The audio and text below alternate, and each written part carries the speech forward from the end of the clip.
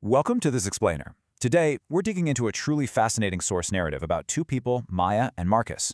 Now, they accidentally stumbled onto something that might literally be the cure for modern digital dating burnout. You know, in a world where we just expect instant replies and immediate gratification, their story completely challenges everything we've come to accept about how relationships are supposed to work. So let's dive right in by asking a question I think we've all felt deep in our bones while staring, completely exhausted, at our glowing screens. What if constant connectivity is actually killing intimacy? I mean, think about the sheer pressure of those little typing bubbles, or the absolute agony of being left on read, or that frantic rush to reply before you've even fully processed what the other person just said. What if the secret isn't communicating more, but actually communicating slower? And that brings us to the emotional core of our case study. This brilliant realization from Maya captures it so perfectly. She noted, "I think I've been living too fast my whole life." She described feeling like she was perpetually catching up to herself, just stuck in these endless reactive loops, and realizing that slowing down was the very thing that allowed her to truly arrive in her own thoughts. That was a total game changer. Part 1, the accidental time glitch, a hiccup that changed everything. Okay, so let's look at how this actually went down. It all started when Maya sent a super mundane text about coffee plans, but her phone died.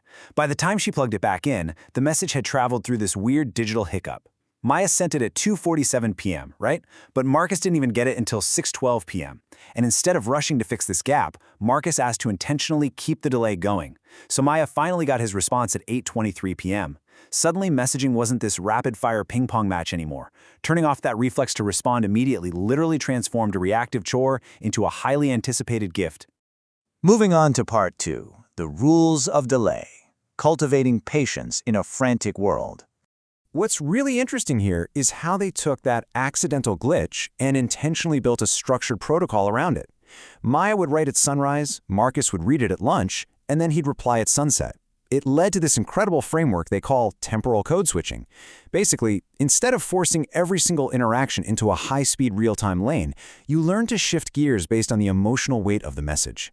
You're treating intimacy as a curated, intentional practice, rather than just an improvised reaction. There's this absolutely beautiful line from Marcus's letters that highlights this perfectly. He wrote, "Maybe wanting is just love learning patience." They realized the space between their messages wasn't some empty void to be feared. Actually, it was the exact space where their feelings had room to develop. They weren't just passively waiting around, they were actively cultivating the architecture of desire.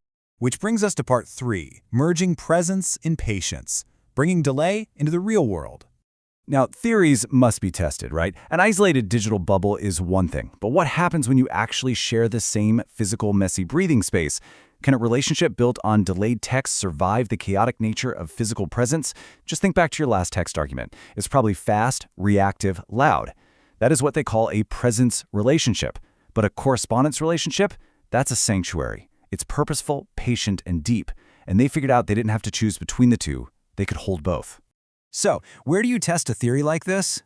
Well, how about a 24-hour laundromat on Atlantic Avenue? They called it the laundromat test. And it essentially proved that if you can create deep, intentional connection while sitting on uncomfortable plastic chairs, just watching strangers fold socks, well, that connection belongs to you, not to some fancy romantic surroundings. You just have to bring your own intentionality. When they finally got to spend a full weekend together in Maya's tiny studio, they laid out a specific game plan to practice this temporal code switching. Step 1, the morning, was for ordinary, real-time chores and presence. Step 2, by the afternoon, they sat in the exact same room but wrote delayed messages to each other. And then step 3, the very next day they actually read those letters out loud. And reading those letters out loud, it sparked a completely new kind of performed intimacy. It's captured so beautifully when Maya realized, "I love you in past tense, present tense, and future tense." She wasn't just loving the Marcus who wrote to her yesterday or the one sitting right next to her today. She was loving the future Marcus who would read her letters next week. Taking their time had literally made their love bigger. Part 4, the distance experiment. 6 weeks, 3 time zones, pure correspondence. 6. That is how many full weeks Maya traveled to Portland for an environmental consulting trip. This was the ultimate test. 3 distinct time zones, 6 weeks, and absolutely no option to just collapse into immediate physical time if things got difficult. For that entire period, they relied entirely on their correspondence infrastructure. Words sent across space. This highlights a really profound point from the source material. When you see someone every day, it's so easy to just take commitment for granted. But physical separation completely stripped away that safety net. As they noted, love across distance requires faith in ways that love in proximity doesn't. They had to trust that silence meant the other person was just sleeping or thinking, not disappearing.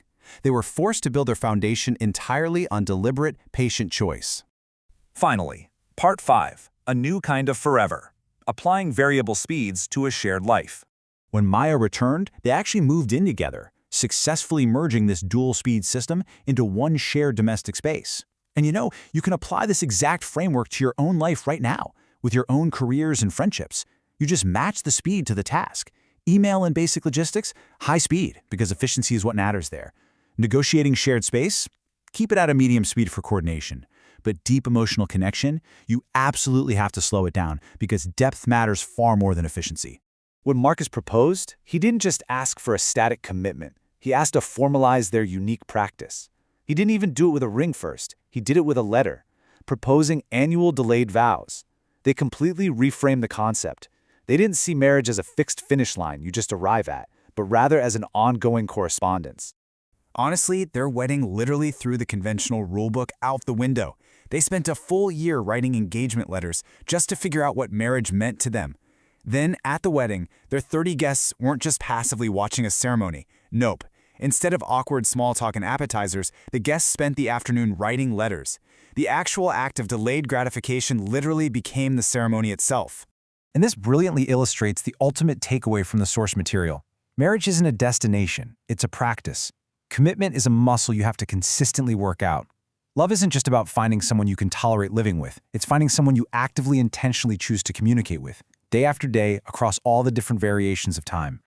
So, before we wrap up this explainer, I want to leave you with a question to really challenge how you manage time in your own life. Are you rushing through your relationships just because the culture tells you to? Or are you brave enough to choose your own temporal rhythm? Try taking a breath, maybe toss your phone in a drawer for a few hours, and just see what happens when you finally give your life the time it needs to truly grow.